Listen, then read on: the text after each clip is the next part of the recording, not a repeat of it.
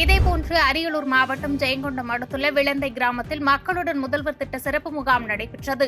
இதில் அனைத்து துறை சார்ந்த அதிகாரிகளும் கலந்து கொண்ட நிலையில் பொதுமக்கள் தங்களது குறைகளை மனுக்களாக எழுதி துறை சார்ந்த நிர்வாகிகளிடம் அளித்தனர். முன்னதாக இம்முகாமினை மாவட்ட ஆட்சியர் ரத்னசாமி குத்துவிளக்கேற்றி தொடங்கி வைத்தார். தொடர்ந்து இந்த நிகழ்வில் கலந்து கொண்ட ஜெயங்கொண்டம் சட்டமன்ற உறுப்பினர் காசோ கண்ணன் பொதுமக்கள் மனுக்கள் குறித்து ஆய்வு செய்து விசாரித்து உடனடியாக தீர்வு நடவடிக்கை எடுக்கப்படும் என்று உறுதியளித்தார்.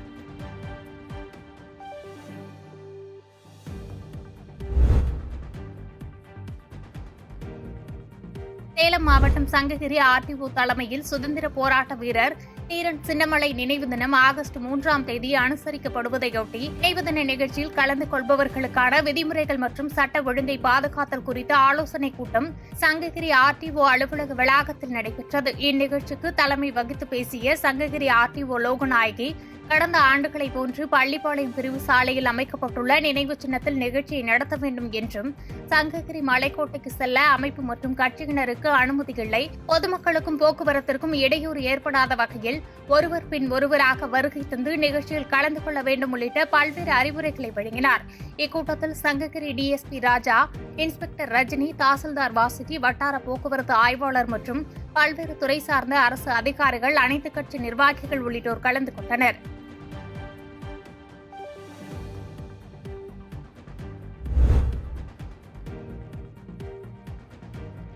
பல்லடம் அருகே பேருந்து நிழற்குடை அமைக்க எதிர்ப்பு தெரிவித்த தரப்பினரை கண்டித்து சாலை மறியலில் ஈடுபட்ட தனியார் பள்ளி ஊழியர்கள் மற்றும் பொதுமக்களால் பரபரப்பு நிலவியது.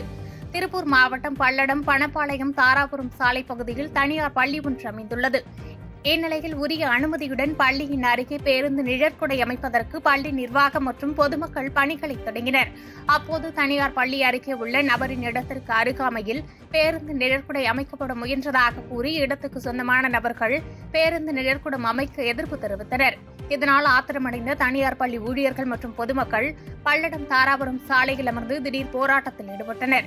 இதுகுறித்து தகவல் அறிந்த நெடுஞ்சாலைத்துறை உதவி இயக்குநர் செந்தில் அரசு மற்றும் உதவி பொறியாளர் ஜான்சி ஆகியோர் சம்பவ இடத்திற்கு விரைந்து வந்து போராட்டத்தில் ஈடுபட்டவர்களிடம் பேச்சுவார்த்தை நடத்தினர். தொடர்ந்து பல்லடம் போலீசார் சம்பவ இடத்திற்கு விரைந்து வந்து போராட்டத்தில் ஈடுபட்ட நபர்களிடம் பேச்சுவார்த்தை நடத்தி முடிவில் பேருந்து நிழற்குடை அமைக்க உறுதி செய்யப்பட்டதைத் தொடர்ந்து பொதுமக்கள் அங்கிருந்து கலைந்து சென்றனர்.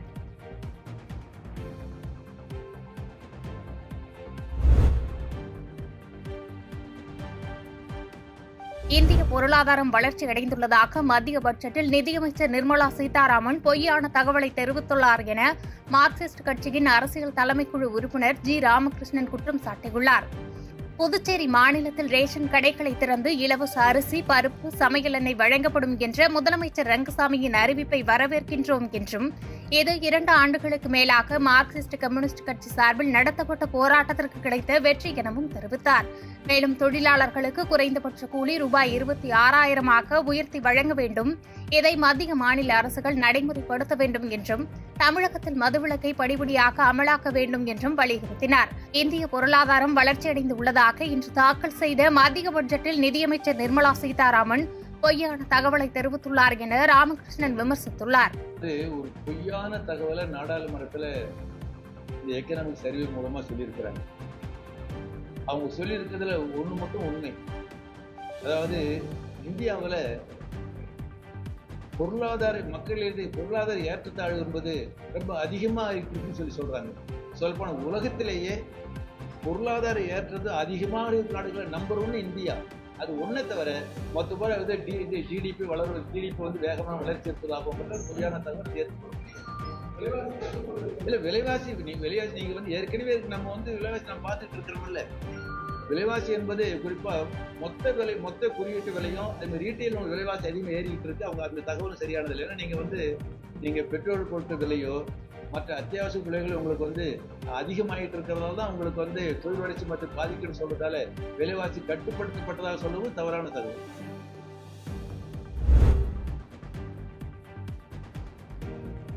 மதுரை முழுவதும் நடைபெற்ற குட்கா புகையிலை தடுப்பு நடவடிக்கைகளில் உணவு பாதுகாப்புத்துறை அதிகாரிகள் காவல்துறையுடன் இணைந்து 8 மாதத்தில் 420 கடைகளுக்கு சீல் வைத்து 60 லட்சம் அபராதம் விதித்துள்ளனர். மதுரை மாநகர் மற்றும் புறநகர் பகுதிகளில் கடந்த ஆண்டு நவம்பர் மாதம் முதல் இந்த ஆண்டு ஜூன் மாதம் வரை உணவு பாதுகாப்புத்துறை அதிகாரிகள் காவல்துறையுடன் இணைந்து குட்கா மற்றும் புகையிலை விற்பனை குறித்து அதிரடி சோதனையில் ஈடுபட்டனர். 13,000க்கும் மேற்பட்ட கடைகளில் நடைபெற்ற இந்த அதிரடி ஆய்வில் குட்கா மற்றும் புகையிலை விற்ற 420 கடைகளுக்கு சீல் வைக்கப்பட்டுள்ளது. மேலும் 60 லட்சம் அபராதம் விதித்து 1200 கிலோ குட்கா பறிமுதல் செய்யப்பட்டுள்ளது. இந்நிலையில் மதுரை மாவட்டம் முழுவதும் குட்கா விற்கப்படும் கடைகளை அதிரடி ஆய்வு செய்து நடவடிக்கை எடுக்கப்படும் என்று உணவு பாதுகாப்புத்துறை அதிகாரிகள் தரப்பில் தெரிவிக்கப்பட்டுள்ளது.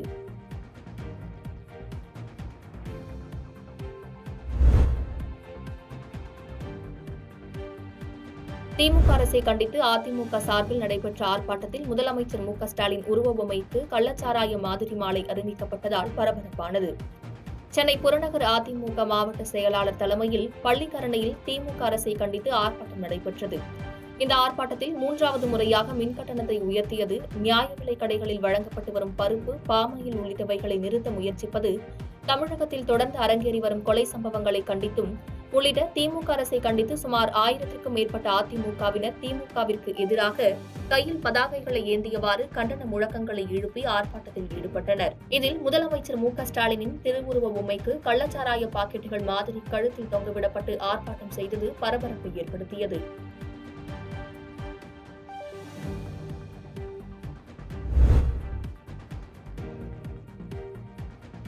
கும்பகோணம் அருகே பாபநாசத்தில் மூங்கில் குத்து சருகுகளை கொளுத்தும் போது ஏற்பட்ட தீ விபத்தில் 3 வீடுகளில் இருந்த பொருட்கள் எரிந்து சேதமானது.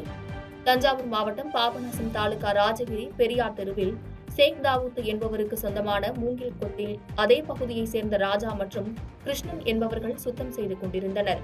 அப்போது மூங்கில் கொத்தை சுற்றி கிடந்த குப்பைகளை தீயிட்டு கொளுத்தினர்.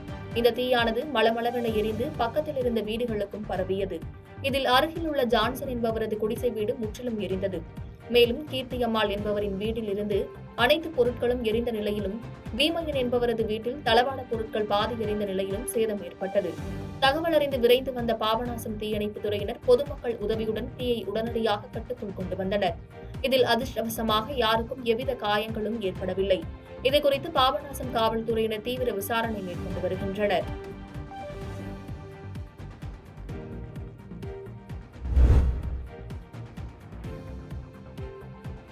திருச்சியில் 3வது முறையாக மின்கட்டணத்தை உயர்த்திய திமுக அரசை கண்டித்து அதிமுக சார்பில் கண்டன ஆர்ப்பாட்டம் நடைபெற்றது. திருச்சி மாநகர மாவட்ட அதிமுக சார்பில் மரக்கடை எம்ஜிஆர் சிலை அருகில் கண்டன ஆர்ப்பாட்டம் நடைபெற்றது. இந்த ஆர்ப்பாட்டத்தில் மின்கட்டணத்தை 3வது முறையாக உயர்த்திய திமுக அரசை கண்டித்தும், ரேஷன் கடைகளில் பருப்பு, பாமாயில் வழங்காததை கண்டித்தும் முழக்கங்கள் எழுப்பினர்.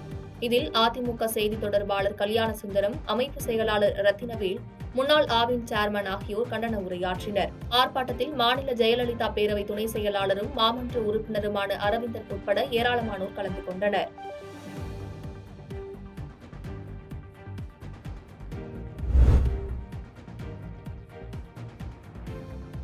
மதுரையில் முன்னாள் அதிமுக அமைச்சர் ஆர்.பி. உதயகுமார் தலைமையில் நடைபெற்ற ஆர்ப்பாட்டத்தை தொடர்ந்து அசைவ உணவு அளிக்கப்பட்ட போது கூட்ட நெரிசலில் ஏற்பட்ட தள்ளுமுள்ளால் முதியவர்கள் அவதியடைந்தனர். மதுரை மாவட்டம் திருமங்கலத்தை அடுத்த கள்ளிக்குடியில் முன்னாள் அதிமுக அமைச்சர் ஆர்.பி. உதயகுமார் தலைமையில் மின்கட்டண உயர்வை கண்டித்தும் உடனடியாக திரும்பப் பெற வலியுறுத்தியும், ரேஷன் கடைகளில் பருப்பு, பாமாயில் வழங்குவதை நிறுத்தியதை கண்டித்தும் 500க்கும் மேற்பட்டோர் கலந்து கொண்டு ஆர்ப்பாட்டம் நடத்தினர். இந்த ஆர்ப்பாட்ட கூட்டத்திற்கு வந்த பொதுமக்களுக்கு அசைவ உணவு வழங்கப்பட்ட போது கூட்ட நெரிசலில் தள்ளுமுள்ளு ஏற்பட்டதில் சிக்கி முதியவர்கள் அவதிக்குள்ளாகினர். இதனால் அங்கு சிறிது நேரம் பரபரப்பான சூழல் காணப்பட்டது.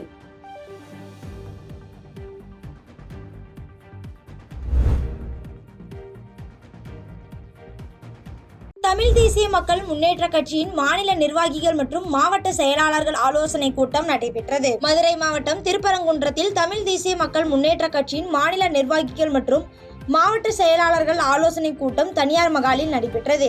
இதைத் தொடர்ந்து செய்தியாளர்களை சந்தித்த தமிழ் தேசிய மக்கள் முன்னேற்ற கழக தலைவர் துரைசாமி கூறுகையில், தமிழகத்தில் மின்சார கட்டண உயர்வு மற்றும் சொத்து வரியை குறைக்க வேண்டும் என்றும் முதல்வரிடம் கோரிக்கை வைத்து வலியுறுத்துவதாக தெரிவித்தார்.